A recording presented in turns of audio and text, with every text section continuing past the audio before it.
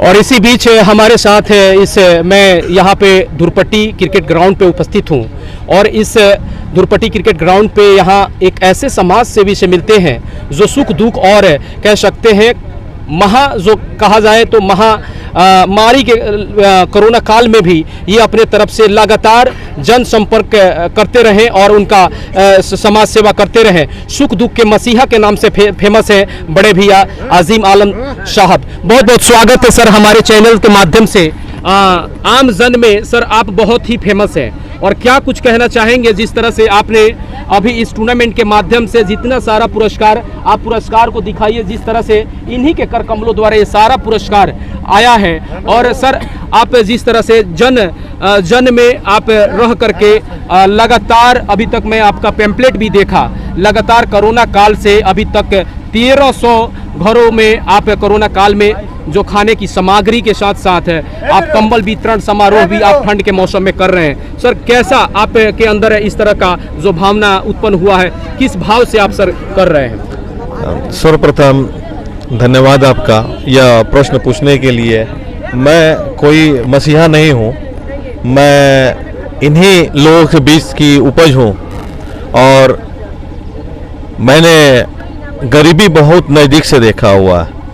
मैं भी कल पहले आप ही लोग की तरह था और अपनी पढ़ाई लगन और कठिन परिश्रम के बल पर यहाँ तक पहुँचा हूँ। हमारी टीम जो है लास्ट 10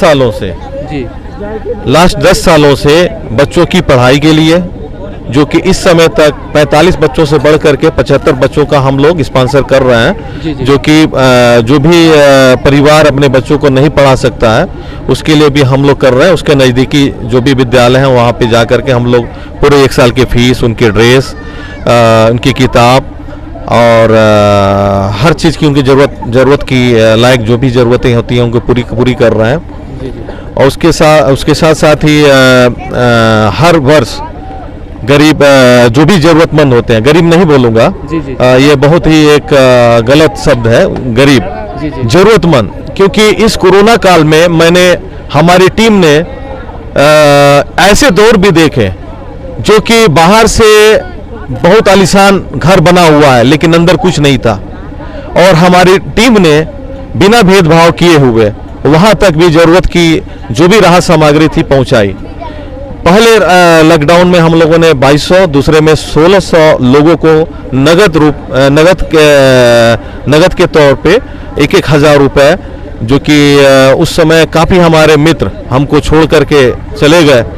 तो उस समय हम लोगों ने यह तय किया कि राहत सामग्री न बांट करके 1,000 रुपए लिफाफा में डाल करके। तो सर ये आप एनजीओ के तहत है, आप ये जो भी आप सामग्री वितरण करते हैं या फिर सुख दुख में जन के साथ आप रह करके इस तरह करते हैं, क्या नाम है सर आपका? हमारी कोई एनजीओ नहीं है। और हम एक टीम अजीम आलम के नाम से एक संगठन खड़ा करके आज के दौर में नियर अबाउट 175 हमारे मेंबर हैं, जो कि वो हर अपने एरिया के ज़रूरतमंद लोगों की लिस्ट बनाते हैं और उस लिस्ट के हिसाब से हम लोग पहुंच करके और बिना बगल के लोगों को जाने हुए उनकी मदद पहुंचाते हैं, ताकि सर एक देखा जाए जो आप जिस परिवेश से बिलोंग करते हैं, आप बिल्कुल जाति धर्म से परे होकर के आम जन में आप मुखातिब होते हैं और बिल्कुल उनकी सेवा करने के लिए परे रहते हैं। सर इस तरह की भावना आपके अंदर कब से जगी? एक्चुअली आपको बताना चाहता हूँ, मैं भी एक स्वतंत्रता संग्रामी परिवार से आता हूँ जो कि उस समय अंकित नहीं हुआ। और हमारा घर जो दुधही में अंग्रेजों के समय से ही है। और उस समय भी हमारे यहाँ बहुत बड़े तौर पे बिजनेस की जाती थी। इसके अलावा मैं बता देना चाहता हूँ आपको कि हम जब वहाँ पे रहते थे तो एक ही मुस्लिम हमारी परिवार थी और बाकी पूरे 99% हिंदू थे। और ये काफ़ी समय आपने सुना होगा कि प्रदेश के विभिन्न जगहों पे काफ़ी दंगा हुआ, लेकिन हम लोगों ने और हमारी टीम ने, हमारे भाइयों ने कभी भी, जो कि हम लोग बौद्ध की धरती से बिलोंग करते हैं, और इस तरह का वारदात हम लोग कभी होने नहीं दिए, किसी की भी गलत मंसूबों को हम लोगों ने सफल नहीं होने दिया। और निश्चित ही आप देखे होंगे कि 2 टीमों में सभी धर्मों के लोग थे। तो इस तरह से हम कैसे कर सकते हैं? हमारी जो सभ्यता है, हमारी जो कल्चर है, वो सर्वधर्म स्वभाव का है और लोकतांत्रिक अगर देखा जाए तो आप जिस भाव के साथ सेवा कर रहे हैं, पूरे सुख दुख में गरीबों के साथ रहते हैं और गरीबों के साथ ही समय बिताते हैं, तो लमसम इसके पीछे सर कोई राजनीतिक कारण भी तो हो सकता है? मैं आपको फिर बोल रहा हूँ, कोई गरीब नहीं है, जरूरतमंद। मैं आपको पहले भी बताया कि कोरोना काल में मैंने अच्छे घरों के बीच पे भी देखा जी, जो कि वो उस लायक उस समय नहीं थे और उनको जरूरत थी, जहाँ पे हमारी टीम, और वो किसी से मांग भी नहीं सकते थे। उस समय हमारी टीम ने आगे बढ़ करके मदद की। सर इसके पीछे राजनीतिक कारण भी तो नहीं, कोई राजनीति की बात करेंगे तो बहुत से नेताओं को हम लोगों ने यहाँ से बनाया है। बहुत से नेताओं को यहाँ से हमने आपको मालूम है कि अजय कुमार लल्लू जी को भी हम लोगों ने दुधई से ही यहाँ प्रदेश तक पहुँचाया है, और कभी भी 1 पैसे का हम लोगों ने रिटर्न में हमारी टीम ने कभी नहीं लिया। और विगत वर्षों तक, लास्ट कोरोना काल में भी हमने 2 गाड़ी उनके क्षेत्र में भिजवाया, उनके अनुरोध पे 2 गाड़ी हम लोगों ने राहत सामग्री पैक करके और हमारी टीम ने वहाँ भिजवाया। तो हमारी कोई ऐसी राजनीतिक बैकग्राउंड नहीं रहा है।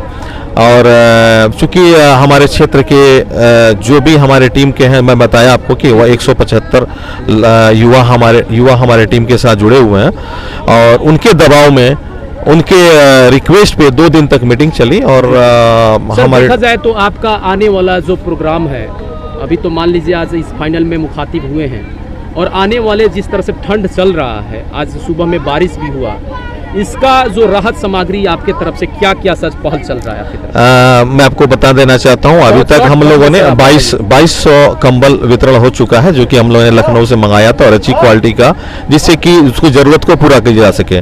और उसके अलावा 1000 से ज़्यादा जैकेट, और वो जैकेट जो कि हमारे बच्चे पहन सके, यानी कि अगर हमारे बच्चे नहीं पहन सकते हैं तो ज़रूरतमंद लोगों को हम कैसे पहुंचा सकते हैं। तो उस क्वालिटी तक को हम लोगों ने मेंटेन किया हुआ, और वही नहीं, ज़रूरतमंद माँ को, बहनों को, भाइयों को के लिए भी हम लोगों ने टोटल 1000 जैकेट्स, स्वेटर्स वगैरह भी वितरण किया। और कहीं कोई शोर शराबा नहीं, कहीं कोई सोशल मीडिया पे उसका प्रचार नहीं किया गया, जैसे आपने बताया कि राजनीतिक को, और कहीं कोई एक फोटो नहीं दिखा सकता है कि हम लोगों ने उसको राजनीतिक तौर पे एक उसको बढ़ाया हुआ है। और इवन कल कुछ जो है घट गया तो हमारी टीम जो है तुरंत गोरखपुर जा करके और नियर अबाउट 500 कंबल्स और भी कलेक्ट करके लेके आई हुई हैं। गाड़ी में बहुत से कंबल पड़े भी हुए हैं जो कि ज़रूरतमंद लोगों के लिए उपलब्ध है। और सर बहुत बहुत धन्यवाद, आपने हमारे इस चैनल के माध्यम से उन सभी जो जनप्रतिनिधि हैं, जो कहा सकते हैं आप सर कि बिल्कुल जन के जो कहा जाए तो उनके बीच न रहते हुए भी, और ये बिल्कुल इनकी कोई राजनीतिक कारण नहीं है, लेकिन समाज में रहकर समाज सेवा करना इनकी सबसे बड़ी पहली प्राथमिकता है।